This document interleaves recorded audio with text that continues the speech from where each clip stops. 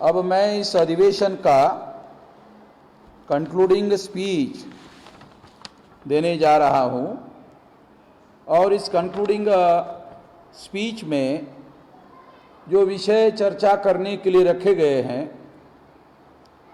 वो विषय है liberalisation, privatisation, globalisation, LPG, public private partnership और राइट टू एजुकेशन 2009 और नेशनल एजुकेशन पॉलिसी 2020 की जो नीति है उसको लागू करके अमल करने से शिक्षा के क्षेत्र में मूल निवासी बहुजन प्रोफेसर्स, टीचर्स एवं गैर शिक्षक कर्मचारियों की शासक वर्ग द्वारा निर्माण की गई समस्या और इन समस्याओं का समाधान कैसे किया जाए, एक चिंतन, एक विषय रखा गया है। दूसरा है शिक्षा नीति 2020। ये मूल निवासी बहुजनों को शिक्षा के अधिकार से वंचित करने का और प्रोफेसर, शिक्षकों और गैर शिक्षक कर्मचारियों को शिक्षा के क्षेत्र से बाहर खदेड़ने का षड्यंत्र है, ये दूसरा है।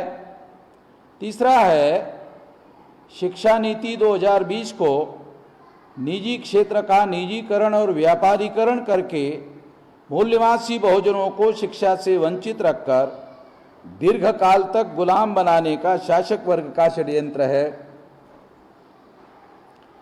और केंद्र सरकार की पेंशन योजना लागू करके सभी मूल निवासी बहुजन कर्मचारियों और अधिकारियों को पेंशन के अधिकार से वंचित करना, ये सेवानिवृत्ति के बाद उनके जीने के मौलिक अधिकार से और मूल निवासी बहुजनों के आज़ादी के आंदोलन को नष्ट करने का षड्यंत्र है, एक चर्चात्मक विश्लेषण। ऐसे बहुत सारे विषय चर्चा करने के लिए रखे गए हैं, तो मैं सिलसिलेवार बहुत विस्तार से जाए बगैर बहुत सारी बातें आप लोगों के सामने आ गई है।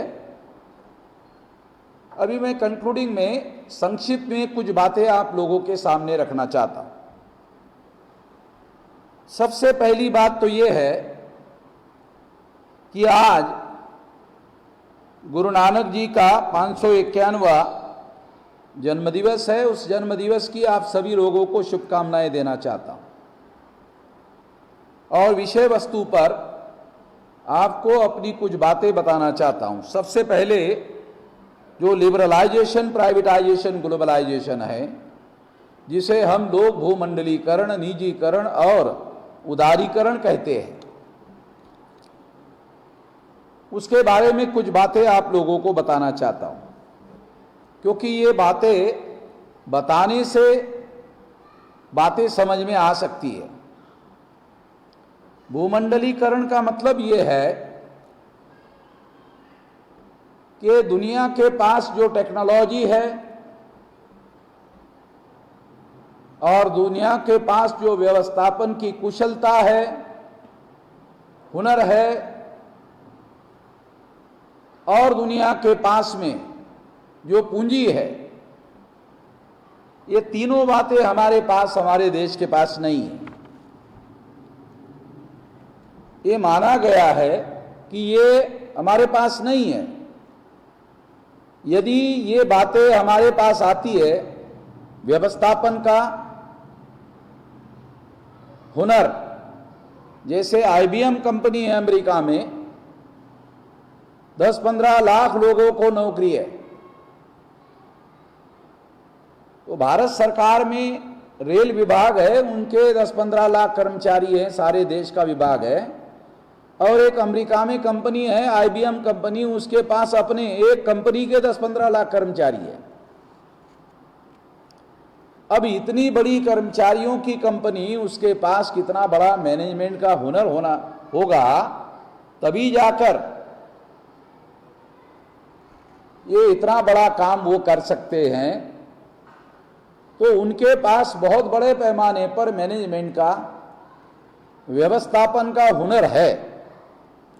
ये बात तो सही है। इसके साथ साथ भारत सरकार जो है वो ये चाहती है कि ये व्यवस्थापन का हुनर हमारे देश में आ जाए। वो कंपनी अगर हमारे देश में आती है तो उसका हुनर हमारे देश में आएगा। वो कंपनी आती है तो उस कंपनी के पास वो बहुत बड़ा पूंजी है, वो पूंजी हमारे देश में आएगी। और इस तरह से हम प्राइवेटाइजेशन का कार्यक्रम देश में लागू कर सकते हैं।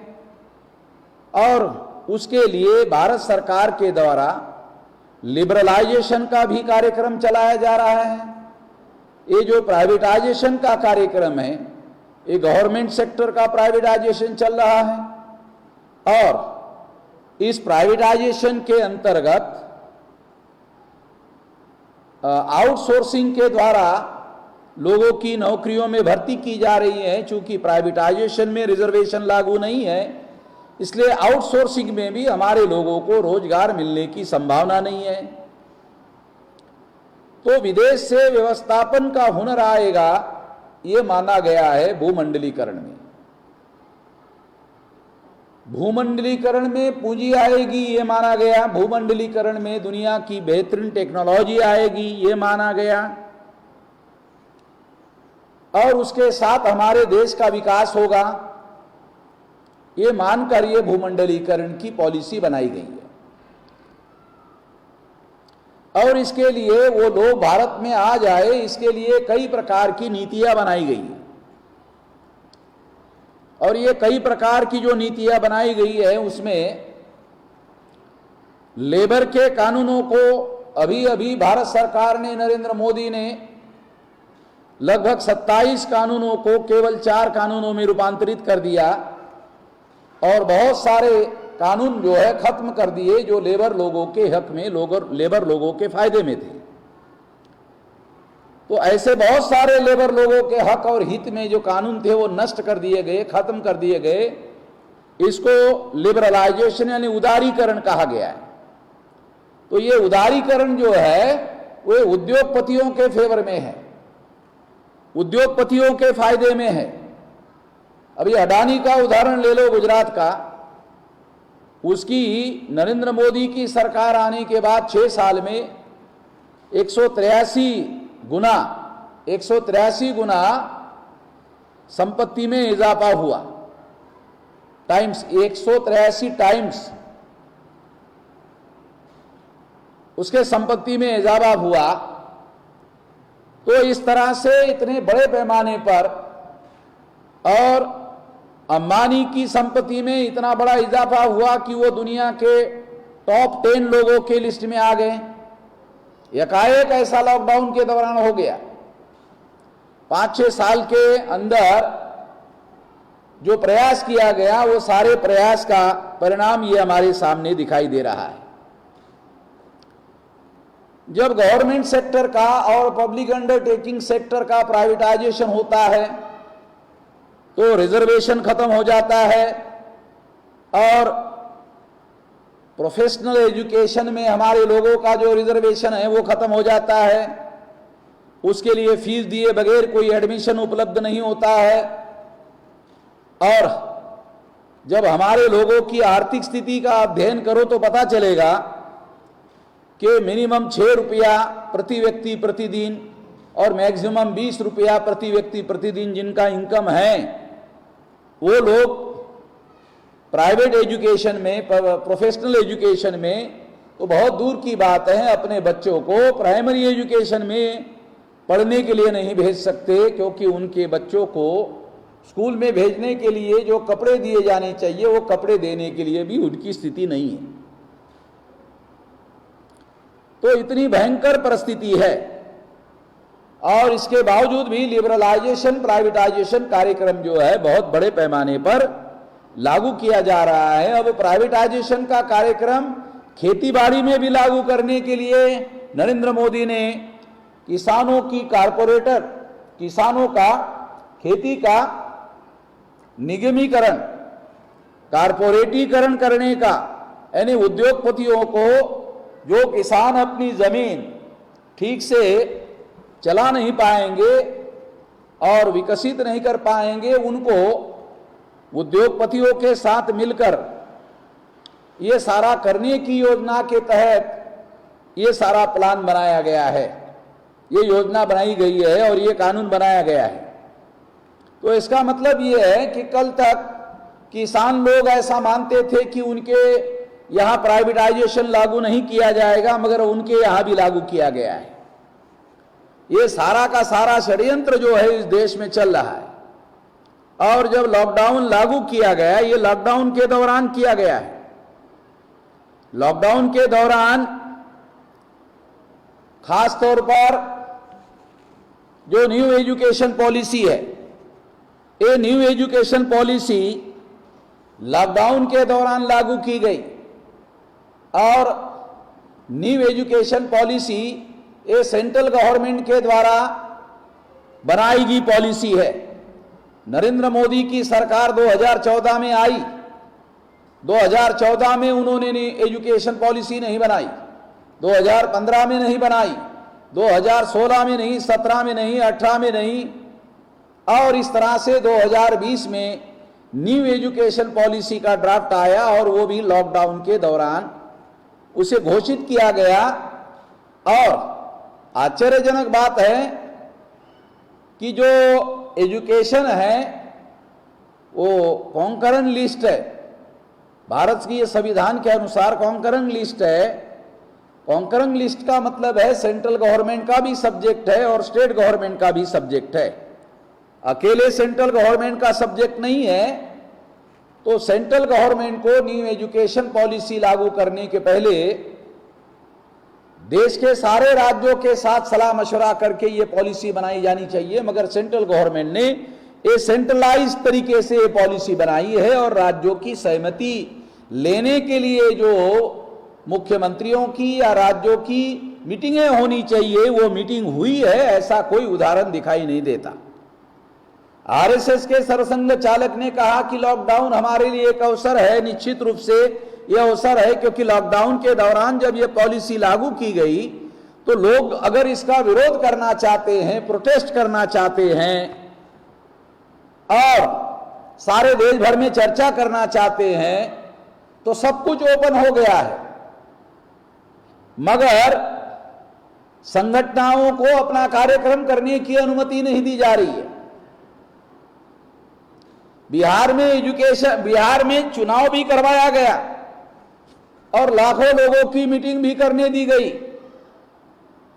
मगर संगठनों को, जो सारे देश भर में संगठनाएं हैं, उन लोगों को जो freedom of speech and freedom of expression का मौलिक अधिकार है, उसके तहत 100 लोगों से ज्यादा इकट्ठा करने की अभी तक अनुमति नहीं है। और इस अवसर का फायदा लेकर उन्होंने national education policy, new education policy बनाई गई है। तो इस तरह से ये एक प्रकार से सेंट्रलाइज कार्यक्रम है और एक अधिकारवादी कार्यक्रम है। ये बात हम लोगों को समझने की जरूरत है, इसे जानने की जरूरत है। इस एजुकेशन पॉलिसी में 6 से लेकर 14 साल के बच्चों को व्यावसायिक शिक्षा देने की पॉलिसी इसके अंतर्गत रखी गई है। अगर 6 से लेकर 14 साल के बच्चों को व्यावसायिक शिक्षा देने के 2-3 अर्थ हमें समझ में आते हैं। पहला अर्थ यह है कि जब 6 से लेकर 14 साल के बच्चों को व्यावसायिक शिक्षा दी जाएगी, तो जो गरीब लोग हैं वो अपने बच्चों को व्यावसायिक शिक्षा देने के बाद वो उनको हायर एजुकेशन देने के बजाय उनको वहां से निकालकर रोजगार देने के काम में, तो ये एक प्रकार से फैक्ट्रियों में काम करने के लिए मजदूर पैदा करने की नीति है या पॉलिसी है, ऐसा कहा जा सकता है। दूसरा, उनके परिवेश के अनुसार शिक्षा देने का मतलब यह है, मातृभाषा में शिक्षा देने का मतलब यह है कि जो अंतर्राष्ट्रीय स्तर पर होना यह चाहिए था कि त्रिभाषा सूत्र लागू होना चाहिए था। मातृभाषा यानी राज्य भाषा, राष्ट्रभाषा और अंतर्राष्ट्रीय भाषा, तीन भाषा को पहली क्लास से पढ़ाया जाना चाहिए था। अगर तीनों भाषा को पहली क्लास से पढ़ाया जाता तो निश्चित रूप से बच्चों को अच्छा एजुकेशन मिलता, अच्छा ज्ञान मिलता और अच्छी शिक्षा मिलती, तो भविष्य में उनको आगे बढ़ने का मौका मिलता। मगर परिवेश के अनुसार एजुकेशन देने का मतलब ये है कि उनको जातीय आधारित व्यावसायिक शिक्षा देने का कार्यक्रम चलाया जा सकता है। और जातीय आधारित व्यावसायिक शिक्षा देने के पीछे जो भारत की जो ब्राह्मणिकल सोशल ऑर्डर है, जाति व्यवस्था को मजबूत करने का कार्यक्रम हो सकता है। ऐसा षड्यंत्र जो भारत की जो साधारण लोग हैं उनके पैसे से उनको ही जाति व्यवस्था के तहत गुलाम बनाने का षड्यंत्र किया जा सकता है, ऐसा कहा जा सकता है। 26 जनवरी 1950 को जब संविधान लागू हुआ था तो इस संविधान में directive principle of state policy की व्यवस्था थी। Directive principle of state policy के तहत 6 साल से लेकर 14 साल के बच्चों को कंपलसरी एजुकेशन देने की व्यवस्था की गई थी। मगर इस कंपलसरी एजुकेशन में भारत सरकार ने 60 साल तक किसी प्रकार का बजट प्रावधान ही नहीं किया और उसके लिए वो कारण देते रहे कि भारत सरकार के पास इसके लिए बजट नहीं है, पैसा नहीं है। आज 104 लाख करोड़ रुपए का कर्जा भारत सरकार पर हुआ है।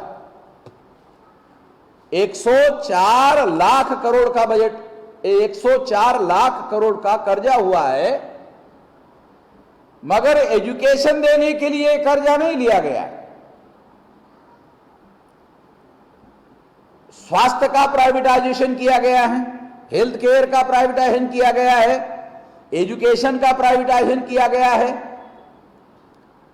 और जब एजुकेशन का प्राइवेटाइजेशन किया जाएगा तो निश्चित रूप से इस एजुकेशन के प्राइवेटाइजेशन में सरकार अपनी जिम्मेदारी से मुक्त होना चाहते हैं। सरकार भारत की प्रजा को शिक्षा देने के काम से अपने आप को अलग करना चाहते हैं और प्राइवेटाइजेशन को देना चाहते हैं। यानी पर्दे के पीछे से अगर, क्योंकि ब्राह्मण, क्षत्रिय, वैश्य इन लोगों के पास पैसा है, ये लोग प्राइवेटाइजेशन करेंगे तो ये एससी, एसटी, ओबीसी माइनॉरिटी के बच्चों को एजुकेशन देने का काम क्यों करेंगे? बिल्कुल नहीं कर सकते। ये सारा षड्यंत्र हम लोगों को समझना होगा। भारत सरकार ने पहले तो जो कंपलसरी एजुकेशन के लिए कोई पैसा नहीं दिया। अभी आज भारत सरकार का बजट 30 लाख करोड़ रुपए का है, यानी एक साल में 30 लाख करोड़ रुपया खर्चा होगा। यानी अभी आज भारत सरकार के पास पैसे की कोई कमी नहीं है।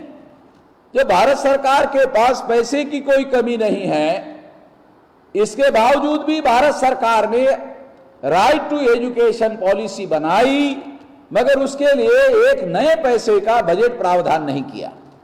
भारत सरकार ने यूनाइटेड नेशंस ऑर्गेनाइजेशन में यह लिख कर दिया कि हम लोग जो बजट, हमारा जो जीडीपी है उसका 6% हम एजुकेशन पर खर्चा करेंगे, मगर भारत में 3% से भी कम पैसा, 3% से भी कम पैसा ये जीडीपी का एजुकेशन पर खर्चा किया जा रहा है, और वो भी हायर एजुकेशन पर ज्यादा खर्चा किया जा रहा है, जिसमें एससी, एसटी, ओबीसी और माइनॉरिटी के बच्चों की संख्या कम है, क्योंकि उनका तो पहली क्लास के लेकर 10वीं क्लास तक ड्रॉप आउट हो जाता है, और जो बचे खुचे लोग हैं वो 12वीं में ड्रॉप आउट हो जाते हैं, और बहुत कम संख्या में यानी 5% भी बच्चे जो है वो हायर एजुकेशन में, महाविद्यालयीन शिक्षा में जाते हुए दिखाई नहीं देते हैं। ऐसी स्थिति है।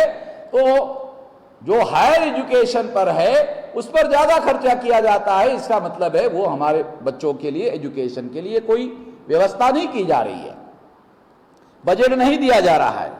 अब ये जो न्यू एजुकेशन पॉलिसी है, इस न्यू एजुकेशन पॉलिसी में हमारे SC ST बच्चे, SC ST OBC माइनॉरिटी के जो बच्चे हैं, उन लोगों के बजट का क्या होगा, उनके वजीफे का क्या होगा, उनको प्रोफेशनल एजुकेशन में जाना होगा तो वहां जो अवरोध आएगा, उनके पास क्वालिटी, उनके पास मेरिट होने के बावजूद भी उनके बच्चों का क्या होगा, इसके बारे में इस एजुकेशन पॉलिसी में किसी प्रकार की कोई व्यवस्था की गई है। ऐसा कहीं कोई व्यवस्था इस एजुकेशन पॉलिसी में कहीं पर कोई दिखाई नहीं देता है। ये बात हम लोगों को जानने की और हम लोगों को समझने की जरूरत है। और ये बात इसलिए जानने और समझने की जरूरत है क्योंकि ये हमारे लोगों के खिलाफ है, हमारे लोगों के खिलाफ ये सारा का सारा षड्यंत्र किया जा रहा है।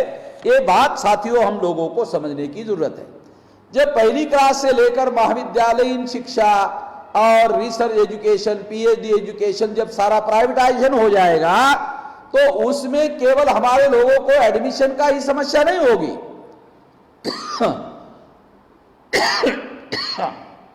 बल्कि हमारे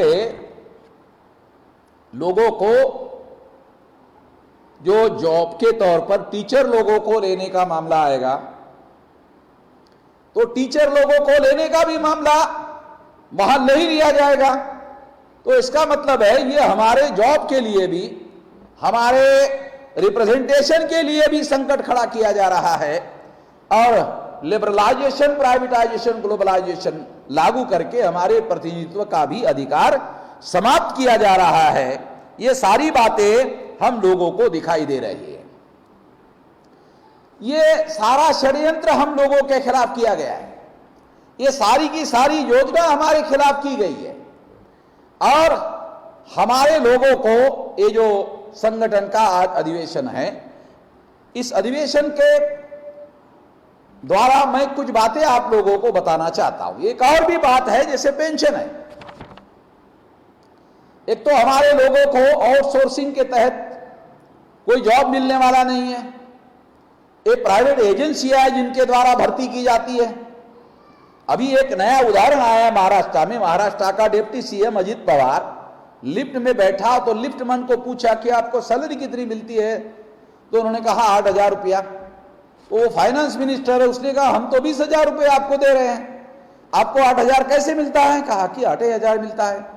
तो इसका मतलब है वो एजेंसियों को पैसा दिया जाता है, एजेंसियों को 20,000 रुपये जाता है, एजेंसियों के द्वारा उनको 8,000 रुपये मिलता है और इस तरह से 12,000 रुपया वो रख लेते हैं। इसका दूसरा ये मतलब है कि उसमें से आधा पैसा जो पॉलिटिकल पार्टियां हैं उनके चुनाव के लिए, चुनाव फंड के लिए जाता होगा और 6,000 रुपया एक व्यक्ति के तहत उस एजेंसी को मिलता होगा। वो एजेंसियां होम डिपार्टमेंट के तहत रजिस्टर होती है। वो होम डिपार्टमेंट जिन पार्टी की सरकार है उनके लोगों को एजेंसियां देती है। इसका मतलब है हमारे लोगों को आउटसोर्सिंग में भी कोई जॉब मिलने वाला नहीं है, प्राइवेटाइजेशन में भी कोई जॉब मिलने वाला नहीं है। सरकार में प्राइवेटाइजेशन हो गया, वो भी मामला खत्म हो गया है। तो ये रिजर्वेशन जीरो करने का मामला है। ये बात समझ में आती है। तीसरी बात ये है कि जो पेंशन है, पेंशन में जो आपको सैलरी मिलेगी उसमें से पैसा काटा जाएगा और उसमें से जो पैसा काटा जाएगा उसके द्वारा आपको पेंशन दी जाएगी। और वो पेंशन कैसे दी जाएगी? किसी प्राइवेट कंपनी में ये पैसा इन्वेस्ट किया जाएगा। अगर वो प्राइवेट कंपनी डूब गई तो आपका पैसा भी डूब गया, आपका पेंशन भी डूब गया, आपको कुछ नहीं मिलेगा। यानी किसी प्रकार की कोई गारंटी नहीं है। भारत सरकार इन्वेस्टमेंट कर रही है, लोगों का पैसा इन्वेस्ट कर रही है, मगर लोगों को भारत सरकार कोई किसी प्रकार की गारंटी नहीं दे रही है। ये बहुत सारा षड्यंत्र हो रहा है। इसके बावजूद भी सारे के सारा षड्यंत्र जनता के विरोध में हो रहा है, बहुसंख्यक लोगों के विरोध में हो रहा है। इसके बावजूद भी भारत सरकार में जो चुनाव लड़ने वाले लोग हैं उनको कैसे लग रहा है कि इसके बावजूद भी हम ही चुन कर आएंगे। अभी 48 करोड़ लोग जो है लेबर है। जब 48 करोड़ लेबर है और लेबर के विरोध में कानून बनाया गया, इसके बावजूद भी वो सरकार जो कानून बनाती है वो किस आधार पर ऐसा सोचती है कि हम ही चुनाव जीत कर आएंगे?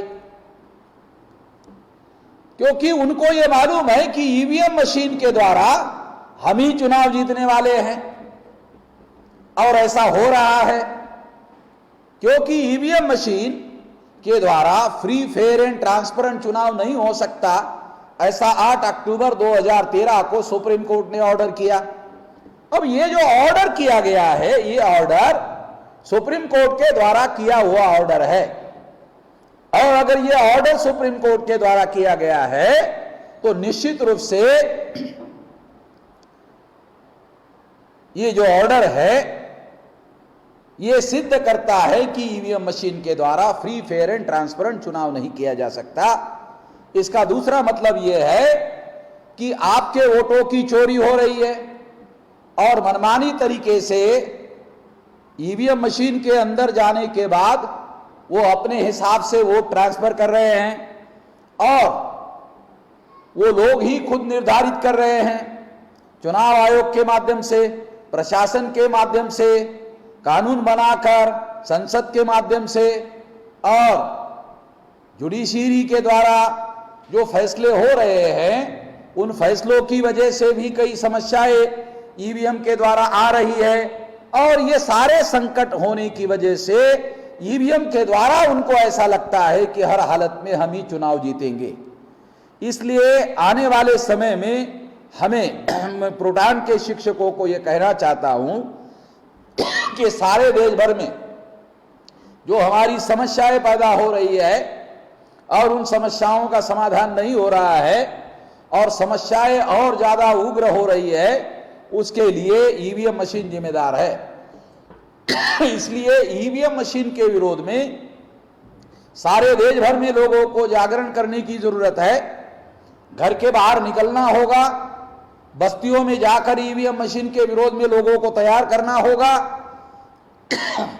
और तैयार करके हम लोगों को तैयार करके ये ईवीएम मशीन के विरोध में लोगों को तैयार करना होगा और जनमत तैयार करना होगा।